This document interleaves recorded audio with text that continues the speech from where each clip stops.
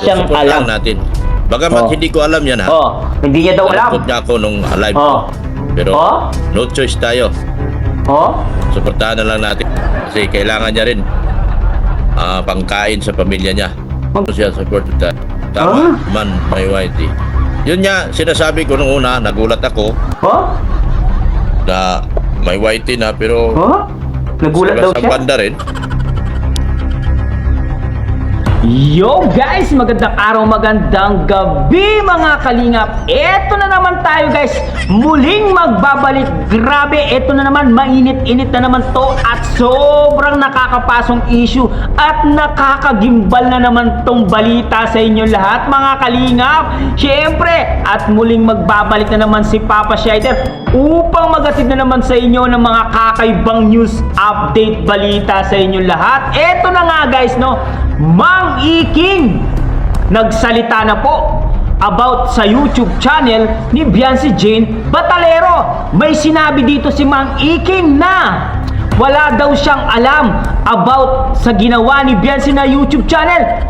Grabe, totoo kaya to? Pero imposible talagang wala kang alam dito, Mang Iking. Grabe, kapitbahay mo, wala kang alam? Aba, guys, panoorin natin ang sasabihin ni Mang Iking dito, guys. Talagang matutuwa kayo sa mga sasabihin niya. Guys, nagdi-deny pa itong si Mang Iking na walang kahalam-alam daw na gumawa ng YouTube channel. Itong si Biancy Jane Batalero. Grabe, totoo kaya guys? Tara guys, panoorin natin. Siyempre, kung bago ka pa lamang sa ating YouTube channel, huwag kalimutan mag-like, mag-share, mag-subscribe. Pahit na notification bell button para updated kayo sa mga ilalabas natin reaction video mga kalingap. At siyempre guys, no, huwag kalimutan supportahan sila Kuya Bal Santos Matubang, Ate Edna Vlogs, Kalingap Rap, Kalingap Team, siyempre Kalingap Reactor, Papa Shider TV guys. At huwag na natin patagalin to guys. Eto na nga guys ang sinasabi ko sa inyo, talagang maglalabas talaga ng opinion niyan itong si Mang Iking. Panoorin na natin. Let's go! Sige, doktor na pala. May kapitbahay na ako. Nandiyan nagpahiga-higa doon. Ayan naghiga-higa doon. Meron ako tagapagbantay sa labas guys. Meron nang bantay ako sa labas kaya pwede na. Babas nyo man yan, wala na rin yan nandyan. Dito. May bantay na ako doon sa labas. Malaking tao. 5'9".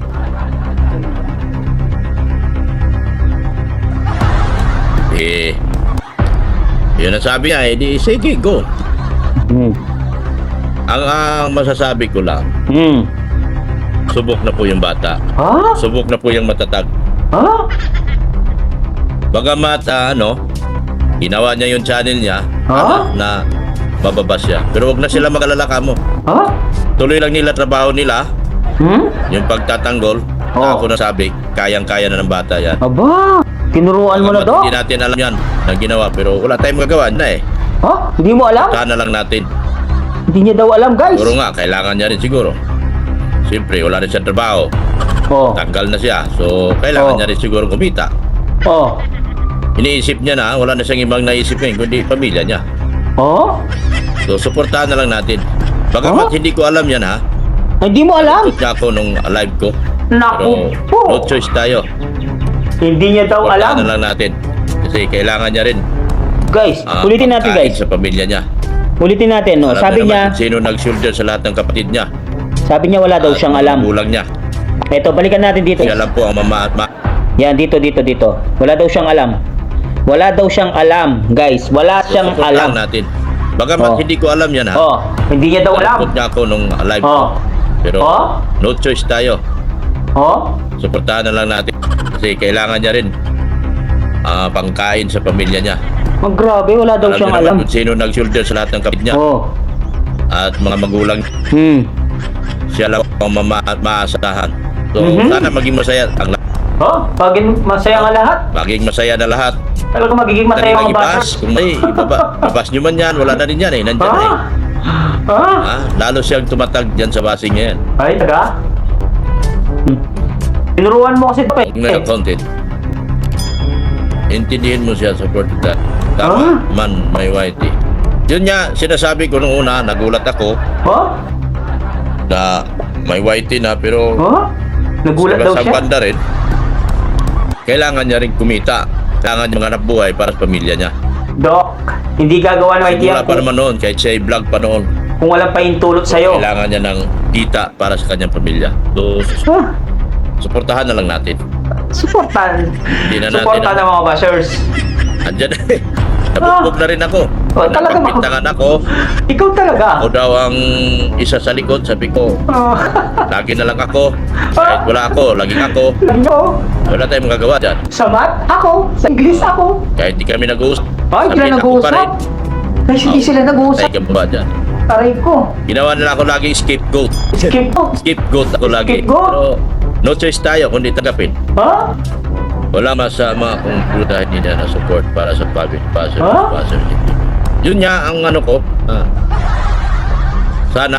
Ay, nako. Bagay, nakita ko naman talaga palaban eh. Ay, palaban. Nakita ko talaga palaban. Palaban? Wala sa kanyang base. Baliwala. Nakita niyo yan pagdating ng araw. Ha? Sa ngayon, ang sabi niya, mag-gain lang muna siya ng subscriber. Ha? Pero wala kang alam. Mag-gain lang muna siya ng subscriber ngayon. O, bakit na sinasabi sa'yo? Yun ang pagkasabi. Kasi yun na natako siya eh. Ha? Natanong, hindi nasita. Ha? Natanong ko siya, bakit ka gumawa ngayon? Na, Ha? alam mo naman na may marami tayong problema, ang dami kong problema. Alam mo naman na ako kagad ang bubugbugin dyan. O, pero wala kang alam. Kamali. Nabugbog nga ako. Ha? Kaming dalawa ni Bulong.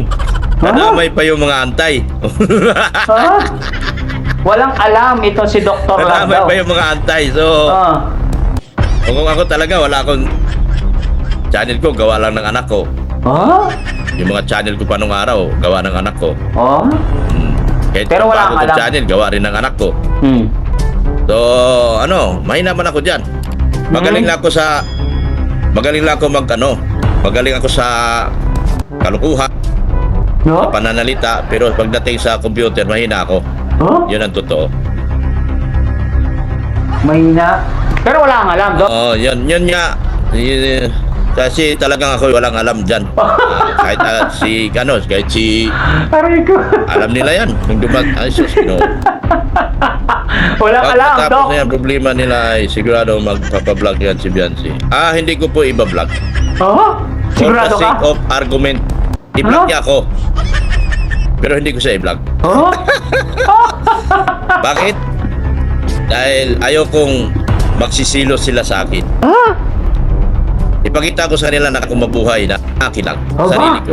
Ayan, text yan, Doc. Hindi ko siya i-vlog. Gusto ko yan. Gusto ko Bagamat yan. siya ay content lagi doon sa kabila, araw-araw. Ha? Lagi siyang bugbog lang sa content sa kabila. Ha? Normal, dahil viral siya ngayon. Ha? Ikaw ba naman makarating sa RTIA? Ha? Ikaw ba naman makarating sa ibang kabilang ahensya? Ah, Puro viral. viral? So, suportahan na lang natin. Wow, My vlogs, Jacqueline, thumbs up dan. Yun naman. Yun nga guys, narinig natin si Mang Iking na nagsalita na wala daw kaalam-alam na meron ng YouTube channel. Itong si Biancy Jane Batalero. Pero hindi talaga ako naniniwalang walang alam itong si Mang Iking guys. Kasi hindi naman talaga kapanipaniwala ang lahat ng sinasabi ni Mang Iking. Imposible, di ba? Kapitbahay mo, tapos siya yung kakasangga mo lagi, siya yung mastermind sa kaguluhan na to, tapos wala siyang alam na magkakaroon ng YouTube channel. Imposible yan, imposible yan. Kung hindi ka man marunong gumawa ng YouTube channel, yung anak mo, marunong gumawa yan, baka ginawan ng YouTube channel itong si Biancy Jane Batalero, aba? Nagsalita na nga si Biancy Jane Batalero, di ba? Sabi niya, kaya nagpagawa siya ng YouTube channel, no? Dahil gusto niya daw ipagtanggol ang pamilya niya. Saan niya ipagtatanggol yung pamilya niya? Sa mga bashers, aray ko, masakit yon Mang Iking, masakit. Pero gusto mo bang kalimutan ng mga tao yung nangyari ni Mang Iking, na sabi niya, kalimutan na lang yung nangyari, ganun talaga ako binabatikos. Natural, batikusin ka. Gigisayin ka ng mga tao, mga netizen. Kasi ikaw yung gumawa ng gulo eh. Ikaw nag-umpisa ng lahat ng yan. Kaya nagkagulo-gulo, pati si Biancy, nagkawatak-watak na rin yung utak. Nagko-comment pa sa ibang mga reactor eh. Diba? Sinabi niya, hindi talaga kayo titigil hanggat hindi kayo nakukulong. Sabi niya pa dito, mga walang niya kayo, pinagkakakitaan nyo kami. Yan pa ang sabi niya, di ba? May karma din kayo. Aba, kung hindi kayo nagsasalita sa social media at hindi na kayo nagko-comment-comment kung saan-saan, matatahimik ang buhay nyo. Kung hindi na kayo palabas-labas sa TikTok, YouTube, Facebook, tatahimik talaga yung buhay nyo. Pero kung ganyan, lagi kayong nakikipag-debate sa mga comment section, aba, talagang gugulo yung buhay nyo. Lalo na kung lagi kayo nakadikit kay Dr. Lab, kay Mang Iking, talagang gugulo yung buhay nyo. Hindi tatahimik yan, lalong-lalo na gumawa ka ng YouTube channel. Hindi tatahimik ang buhay mo. Maniwala ka. Hindi tatahimik ang buhay mo. Hanggat meron sa social media, hanggat hindi ka humingi ng pasensya sa publiko, hanggat hindi ka humingi ng patawad sa lahat ng nakakarinig sa inyo, public apology, hindi tatahimik ang buhay mo. Yun ang tandaan nyo. Kailangan dyan public apology. Kasi si netizen ang kalaban mo dito. Mga viewers ang kalaban mo dito.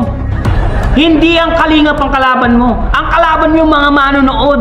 Kaya kung sakaling magpakumbaba kayo at humingi kayo ng tawad sa mga taong nasaktan nyo, baka sakali mapatawad kayo at mabawasan ang mga haters nyo. Diba? Totoo to. Real talk tayo. Huwag mo sabihin wala kang alam dito, Dok.